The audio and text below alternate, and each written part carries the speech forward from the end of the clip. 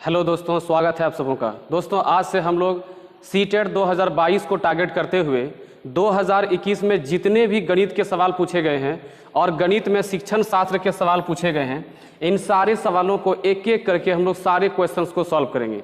दोस्तों अभी से जो ये सीरीज शुरू हम कर रहे हैं, यह सीरीज आपके एग्जाम तक चलता रहेगा। आप में से जो भी विद्यार्थी सीटेट की तैयारी करने चाह रहे हैं और चाहते हैं कि आप गणित में बहुत अच्छा स्कोर करें, तो आप इस मेरे सीरीज के साथ जुड़े रहें। चैनल को सब्सक्राइब कर लें और आप प्रत्येक दिन शाम में जो क्लासेस अपलोड होगी उस क्लास को आप देखते चले जाएं। देखिए आपको बहुत ही ज़्यादा इससे फ़ायदा होगा।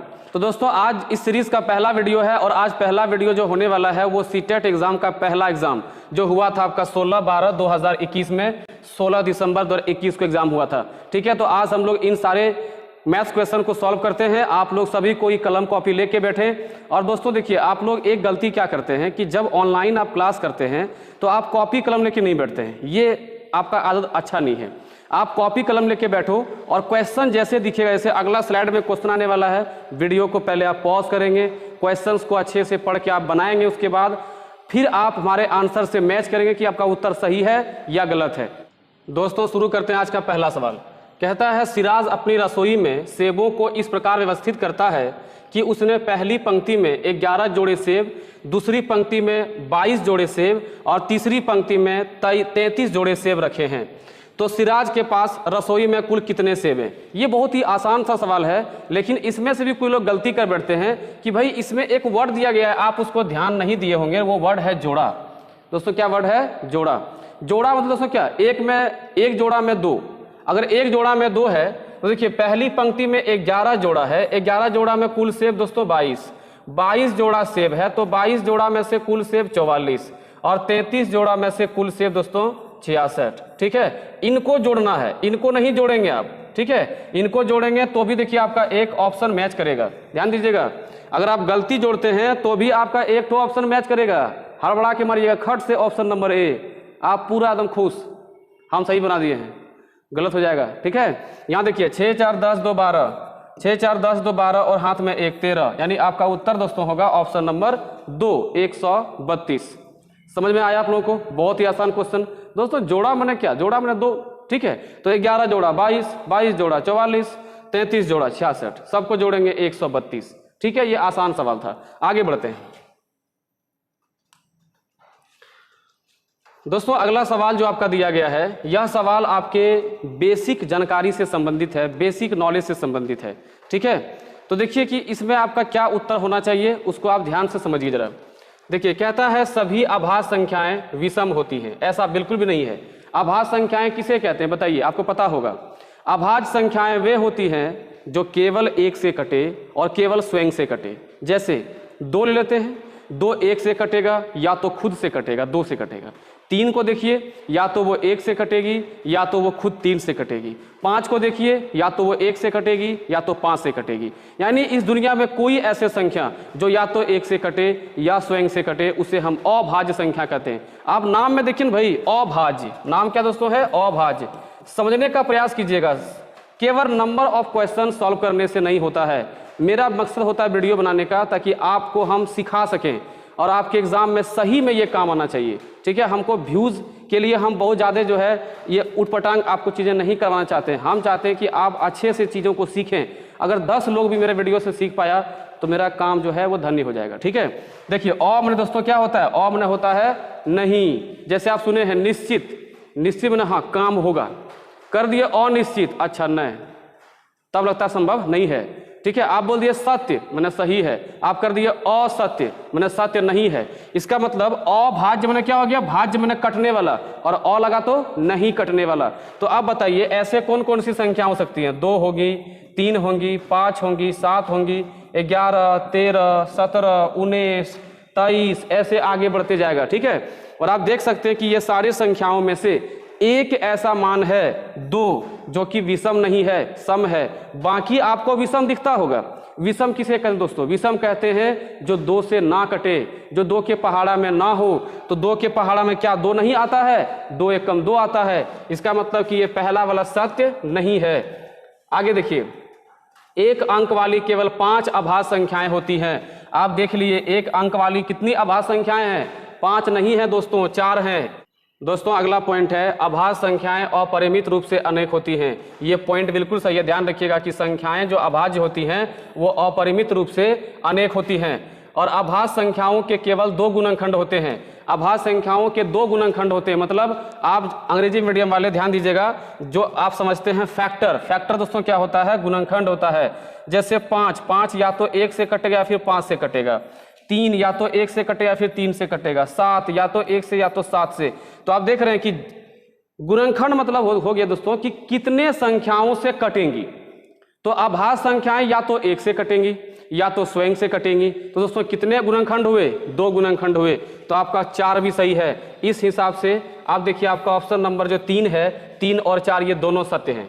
ठीक है, आप इसको टिक मारोगे यहाँ पर, यहाँ टिक नहीं मार देना। ठीक है, ये तो आपका जो है स्टेटमेंट है। आपका ऑप्शन दोस्तों यहाँ पर है ऑप्शन नंबर 3। आई होप आपको अच्छे समझ में आया होगा। बढ़ते हैं अगले क्वेश्चन की ओर। अब देखिए ये सवाल जो है दोस्तों, ये एकदम सा बेसिक सा कॉन्सेप्ट से है। अगर किसी भी व्यक्ति को थोड़ा भी जानकारी होगा बंटवारा करने का, भाग करने का, गुना करने का, तो ये सवाल बहुत ही आसान था। देखिए स्कूल की ANS इकाई, इससे आपको कोई मतलब नहीं है। आप समझना कि कोई आदमी या कोई डिपार्टमेंट ने प्रत्येक जरूरतमंद बच्चों को 3/4 kg चीनी देने का फैसला किया। एक प्रायोजक मतलब होता है दोस्तों जो कि दान पुण्य करता है ना, स्पॉन्सर वाला सब। एक प्रायोजक से उन्हें इस काम के लिए 291/4 kg चीनी मिला। कितने बच्चे को यह चीनी बांटी जा सकती है? देखिए अगर यदि आप 16-12 का क्वेश्चन देखिएगा तो इसमें यहाँ मिसप्रिंट था दोस्तों। ठीक है, हम पहले इन्फॉर्म कर देते हैं आपको। यहाँ मिसप्रिंट था, यहाँ दोस्तों किया गया था 281 और यहाँ ऑप्शन था दोस्तों 39। ठीक है, तो ना क्वेश्चन का जो क्वेश्चन में जो मान दिया गया था ना वो कट रहा था और ना ही आपका ऑप्शन मैच कर रहा था। इसका मतलब कि वो क्वेश्चन गलत था। वैसे भी आप सुने होंगे कि 21 के एग्जाम में बहुत सारे क्वेश्चंस गलत दिए गए थे, या तो ऑप्शंस या तो डाटा। ठीक है, तो इसको मैंने ठीक कर दिया डाटा। ठीक है, अब देखिए यहाँ पे कितने बच्चे को ये बांटा जा सकता है, आप खुद सोचिए। जैसे आपको एक सामान्य सा एग्जाम्पल देते हैं।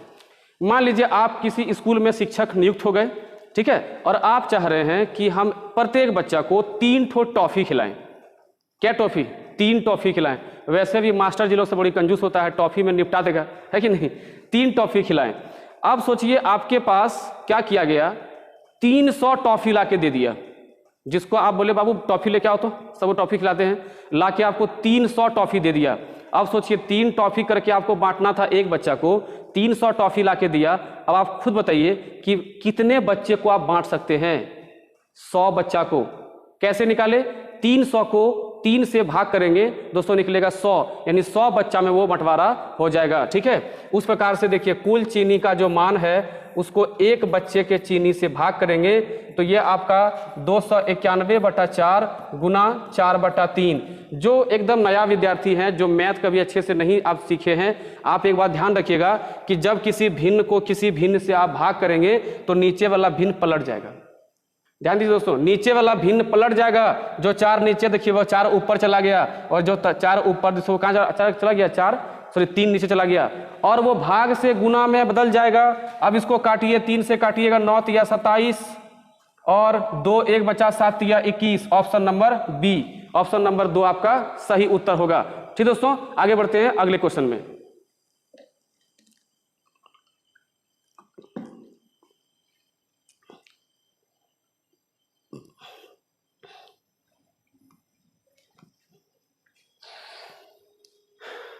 देखिए दोस्तों अगला जो सवाल है ये फिर से आपको देखिए स्टेटमेंट वाला क्वेश्चन दिया हुआ, कथन निष्कर्ष वाला क्वेश्चन दिया है।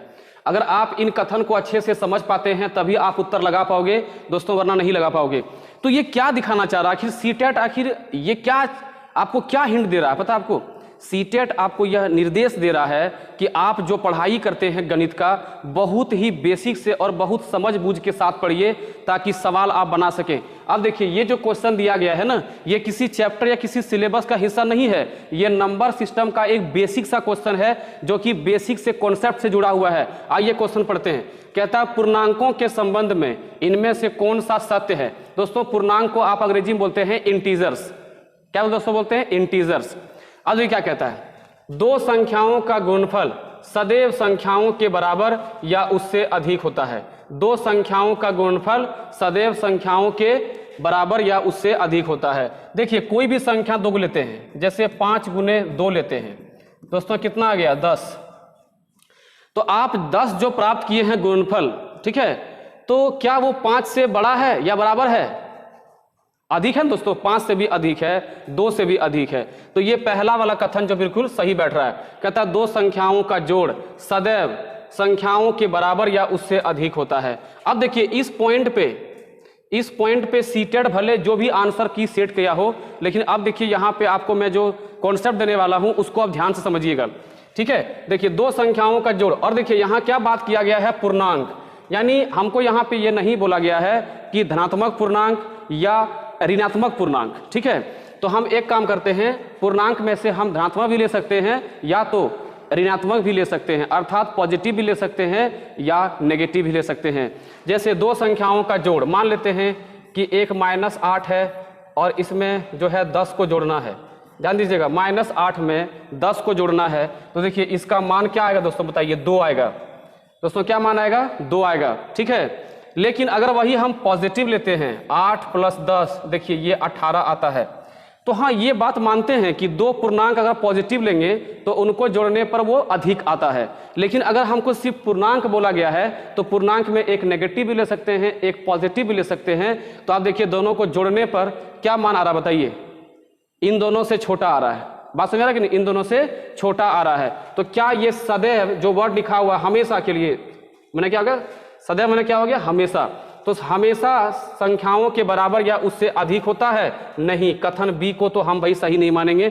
इसका मतलब कि जो कथन अ है, अ मैंने पहला वाला, ये सत्य तो है लेकिन ब सत्य नहीं है, ठीक है। इस तरह से आप क्वेश्चन को डील करेंगे। तो आपको बेसिक पता होगा तब तो दोस्तों, ठीक है। इसलिए नंबर सिस्टम का चैप्टर आप जरूर पढ़ेंगे दोस्तों। नंबर सिस्टम का हम लिंक डाल देंगे, उसमें जो बेसिक हम समझाए हुए हैं, सम संख्या क्या होता, अभाज्य क्या होता, परिमेय कैसे बना, P/Q ही क्यों होता है, अपरिमेय संख्या क्या होते हैं, प्राकृत क्या होते हैं, पूर्ण क्या होते हैं। हम उस चैप्टर पे एक वीडियो बनाए हुए हैं स्पेशल, लगभग पौने घंटा का, सिर्फ हम संख्याओं को समझाए हैं। तो उसका हम लिंक डाल देंगे डिस्क्रिप्शन में, आप जाके वहां से देख सकते हैं। आइए बढ़ते हैं अगले क्वेश्चन में।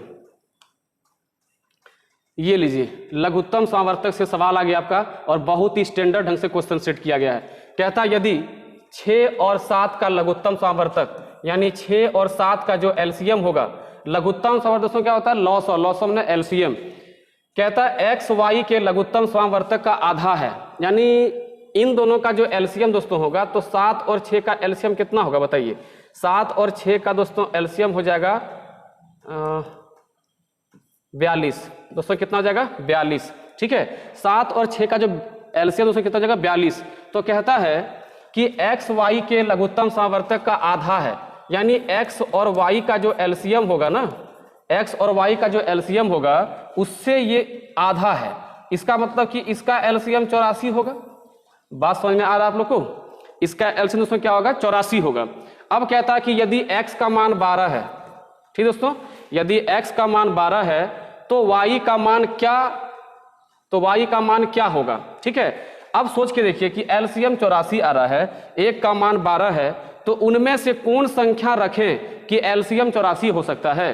देखिए अगर आप यहां पर 6 लेते हैं y को, हम एक एक चीज समझा रहे हैं, आप ध्यान समझिएगा। मेरा मकसद ये नहीं कि सिर्फ टिक मरा के निकल जाना है, समझा रहे हैं आपको, ध्यान समझिए। अगर हम 6 को यहां दोस्तों रखते हैं तो 12 और 6 का एलसीएम दोस्तों 12 हो जाएगा, क्योंकि हम एलसीएम उसे लेते हैं जो 2 या 2 से अधिक जितनी भी संख्याएं दी गई हों सबसे कटना चाहिए। तो 6 और 12 का एलसीएम दोस्तों 12 आ जाएगा। देखिए दोनों से कटेगा तो क्या 84 आया, नहीं आया। अगर हम इस 6 के पास 24 दोस्तों रखते हैं तो 12 और 24 का जो एलसीएम होगा दोस्तों वो 24 हो जाएगा, क्योंकि 24 देखिए 12 से भी कटता है और 24 से भी कटता है, तो 84 तो नहीं आया, यानी 24 आपका उत्तर नहीं होगा। अब आते हैं 18 पे। देखिए 12 और 18 का एलसीएम, इन दोनों के पहाड़ा में जो सबसे छोटा मान आपको दिखेगा, जो दोनों में कॉमन होगा, वो दोस्तों होगा 36। तो क्या 36 84 रहा है, बिल्कुल नहीं है। अब कौन सा बचा, 7। देखो जो दोस्तों यहाँ पे जैसे 7 रखोगे तो इसका एलसीएम आ जाएगा 84। क्यों आएगा आप समझिए ध्यान से। 7 एक अभाज्य संख्या, और 12 और 7 में कोई मेल ही नहीं है ना, 12 और 7 में कोई मेल नहीं है, तो जब इन दोनों का एलसीएम निकालना होगा तो आपको इन दोनों को गुना करना होगा। इस बात को ध्यान रखिएगा, जब भी आभास संख्या कहीं मिल जाए और उसके साथ कोई संख्या है और दोनों का एलसीएम निकालना है तो गुना करने के अलावा कोई रास्ता नहीं बचता आपके पास। तो गुना करो 12 सते 84, इससे ये प्रूफ हुआ कि आपका जो एलसीएम है, सॉरी वाई का जो मान दोस्तों है वो कितना होना चाहिए, 7 होना चाहिए। आइए बढ़ते हैं अगले क्वेश्चन पे। ये देखिए, ये बहुत ही बेसिक सा क्वेश्चन है। इसमें आपका सामान्य जानकारी को जो है जांच करने का प्रयास किया रहा है कि आखिर जो मास्टर बनने जा रहा है उसको छोटी मोटी जानकारी जो बेसिक जो बच्चों को सिखाने के लिए अनिवार्य पड़ता है वो आता है कि नहीं। कहता निम्नलिखित में से 2.9 इंटू 7.49 डिवाइड बाय, ये बटा है ठीक है, डिवाइड बाय 11.51 का सबसे अच्छा सन्निकट कौन सा है। सन्निकट दोस्तों, सन्निकट मतलब होता है राउंड फिगर, वर्ड सुने हैं राउंड फिगर। जैसे आप बोलते हैं अरे कितना पैसा हुआ जी आपका बिल, तो बोला कि 105 टका, आप बोलते हैं राउंड फिगर कर दो यार, तो राउंड फिगर मैंने क्या हुआ 100 रुपया कर दूं, थोड़े है कि 105 का राउंड फिगर 150 हो जाएगा या फिर 200 हो जाएगा, ठीक है। अगर 180 हुआ तब राउंड फिगर आप, 170 हुआ तब राउंड फिगर आप कह सकते हैं 200, लेकिन 151 हुआ, 149, 145, तो 150 राउंड फिगर हो सकता है कि नहीं। अब सोच के देखो 2.9 किसके निकट है, 3 के निकट है, तो ये सब तो ऑप्शन नहीं होगा आपका आंसर, क्योंकि यहाँ 2 कर दिया है। उसके बाद 7.49, तो 7.49 दोस्तों, क्योंकि ये 7 पॉइंट अगर 5 से पार हो जाए, ध्यान दीजिएगा अच्छे समझिएगा, जितने लोग नहीं मैथ पढ़े हैं अच्छे समझिएगा, 7.5 यानी किसी भी संख्या में पॉइंट के बाद अगर यदि वो 5 से ऊपर लिखा होता है, 7.6, 7.7, 7.8 ऐसे लिखा होता ना, तब हम उसको 7 नहीं 8 लिखते। लेकिन क्या 7.5 से कम है कि ज़्यादा है बताओ, 7.5 से कम है तो उसको 7 ही लिखेंगे। आपका दोस्तों ऑप्शन हो जाएगा 3 नंबर सही आंसर, ठीक है, समझ में आ रहा है। अब आप जरा बताओ तो इसका उत्तर,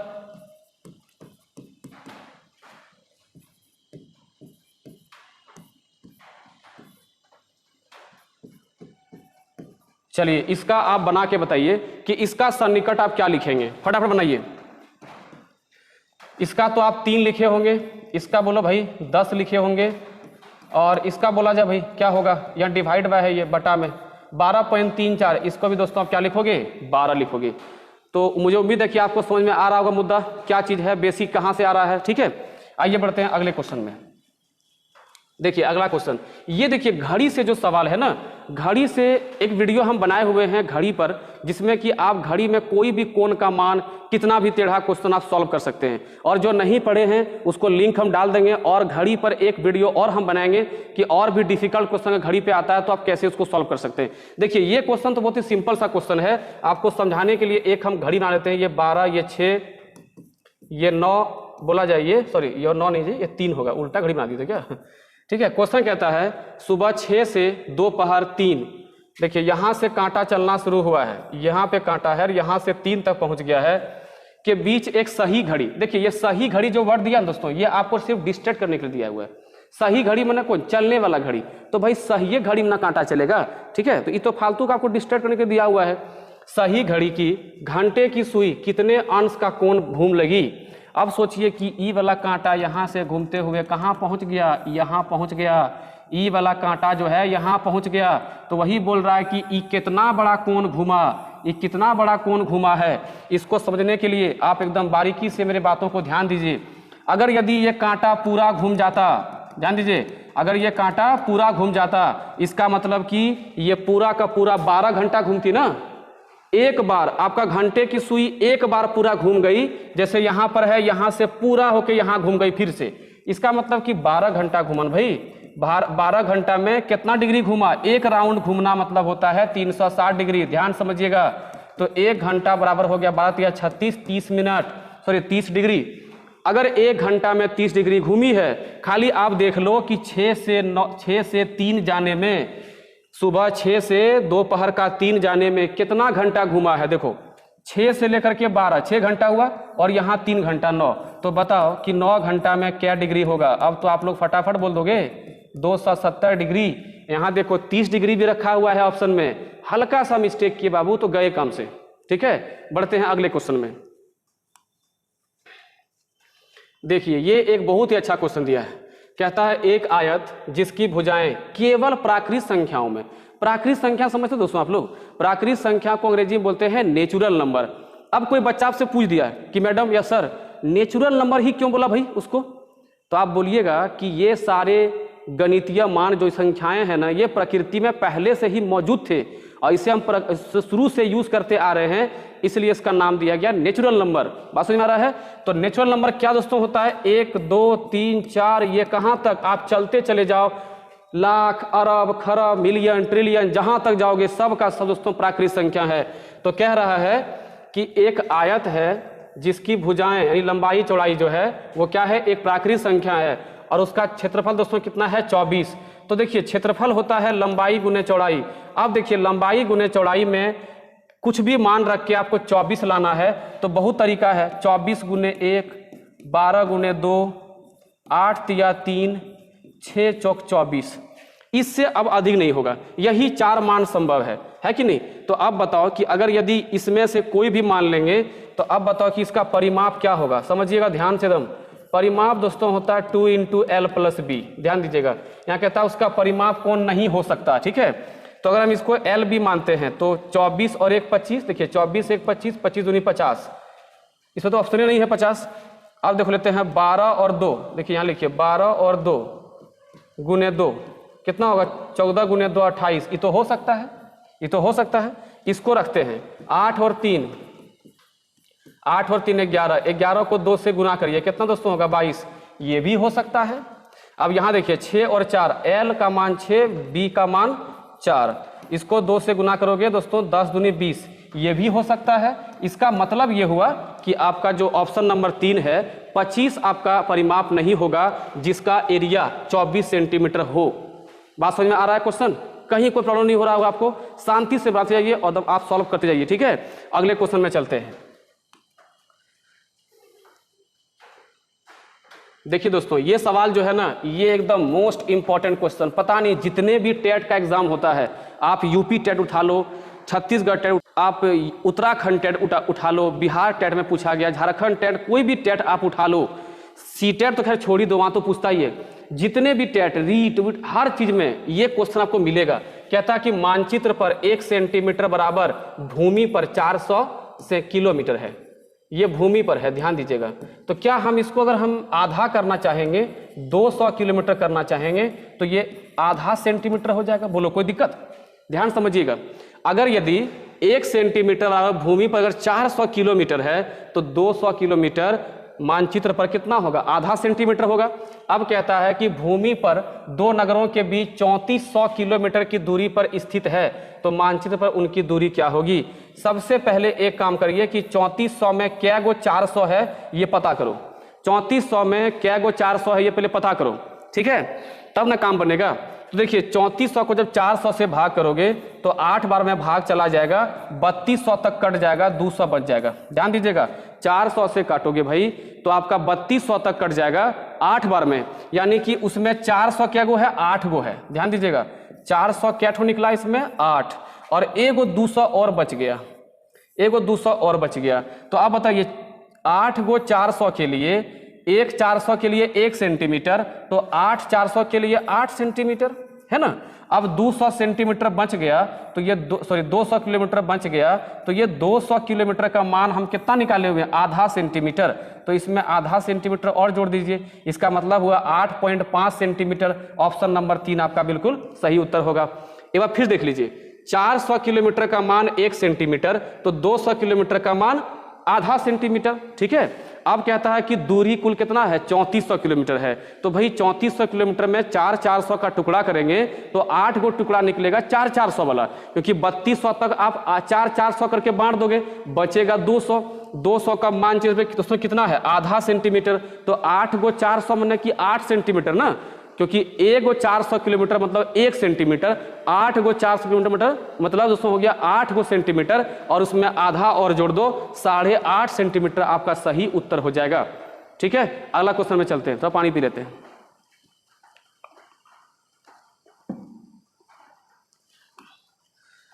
देखिए अगला क्वेश्चन, ये क्वेश्चन आपका रीजनिंग का है, और रीजनिंग में ये सीरीज का क्वेश्चन है। ठीक है, कहता है प्रत्येक संख्या को पहचान कर अगली संख्या बताएं। ठीक है, अब आप लोग वीडियो को पॉज करो, एकदम ऑनेस्टी के साथ इस सवाल को बना के हमको कमेंट करो, तुरंत कमेंट भेजो, देखो कि आपका क्या इसमें उत्तर आता है। ठीक है, देखिए सीरीज कैसे काम किया है। 9 से 1 घटा 8, 8 से 1 घटा 7, 7 से 1 घटा 6, 6 से 1 घटेगा 5। यानी आपका ये दोनों उत्तर नहीं हुआ क्योंकि पहले 5 आना चाहिए। 1 के बाद 2, 2 के बाद 3, 3 के बाद 4, 4 के बाद 5। ठीक है, दोनों में 5 5 है। अब देखिए 0 के बाद 1, 1 के बाद 2, 2 के बाद 3, 3 के बाद 4, यानी आपका ऑप्शन नंबर ए सही है, ये नहीं होगा। ठीक है, 554 इसका सही उत्तर है।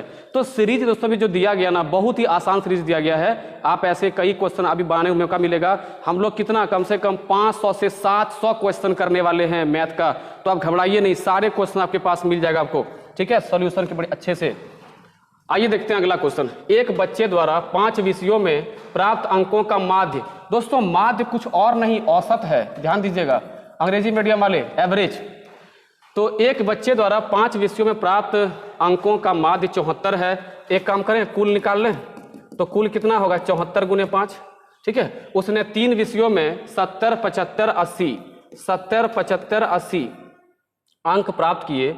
उस बच्चे द्वारा बाकी 2 विषयों में प्राप्त अंकों का माध्य बने एवरेज क्या है। यानी ये 3 ठो तो पता है हम लोग को, 2 ठो जो बचा हुआ है उसका एवरेज निकालना है हमको। ठीक है, तो देखिए कुल हम कैसे निकालते हैं। अब सोच के देखिए कि आपके घर में 5 मेंबर हैं और पांचों का औसत आयु दोस्तों कितना है 20 साल। ध्यान सुनिएगा, पांचों का औसत आयु दोस्तों कितना है 20 साल। तो जब जब कभी आपके कान में औसत का गुण सुनाई दे, क्या चीज का औसत का गुण सुनाई दे, कहाँ कान में, तो समझ जाना कि ये बराबर रूप से बंटने की बात है। दोस्तों क्या बात है, बराबर रूप से बंटने की बात है। यानी 5 मेंबर का अगर औसत आयु 20 साल करके है तो पांचों 20-20 करके होगा क्वेश्चन के अनुसार। यानी कुल दोस्तों कितना हो जाएगा, 5 को 20 कितना हो गया 100। तो 5 बार 20 को जोड़ने से अच्छा है 5 को 20 से गुना कर दो। ठीक है, वही हम किए हैं, एवरेज को 5 से गुना किए हैं। 4 पंचे 20 और 35 और 2 37, 370 लाया था पांचों अंक, पांचों विषय मिला करके। अब यहां जोड़िए तो 3 विषय का मान कितना है 5, 7 7 14 और 8, दोस्तों कितना हो गया 14 8 22, यहां हो गया 225। अब ध्यान दीजिएगा, इसमें से अगर हम 225 हटा देते हैं, 10 में 5 गया 5, यहां बचा आपका 6 में 2 गया तो 4, और यहाँ हो गया आपका 145। ध्यान दीजिएगा 145 वो बाकी 2 विषयों के अंकों का मान है। ये 2 विषय है इसमें। ठीक है, 2 विषय मिला के दोस्तों 145। तो अगर ये एवरेज निकालोगे तो 145 का बटा 2 करना पड़ेगा, क्योंकि 2 ही संख्या बाकी, 2 ही विषय बाकी, सॉरी। तो उसका दोस्तों मान आएगा एवरेज 72.5, 70 दूनी 140 और 2.5 दूनी 5। ठीक है, आपका मान ऑप्शन नंबर बी में 2 में रखा हुआ है। तो दोस्तों सेशन कैसा लगा आपको जरूर कमेंट करिए और लाइक करिए। अगर आपको अच्छा लगा है तो अपने दोस्तों को शेयर करिए, बताइए कि सीरीज शुरू हो चुका है, वो भी जुड़ करके आप फायदा ले सकते हैं। देखिए हम जिस प्रकार से आपके लिए मेहनत करते हैं, बस इस मेहनत का बस एक ही फी आपके लिए हो सकता है कि आप खाली लाइक जरूर कर दें एक बार और लोगों तक शेयर कर दें, ताकि ये जो मटेरियल है जो हम तैयार करते हैं ये मैक्सिमम से मैक्सिमम लोगों तक पहुंच जाए। ठीक है दोस्तों, फिर मिलते हैं नेक्स्ट वीडियो में, इसी के अगले सीरीज में मिलते हैं। तब तक के लिए पढ़ते रहिए। जय हिंद।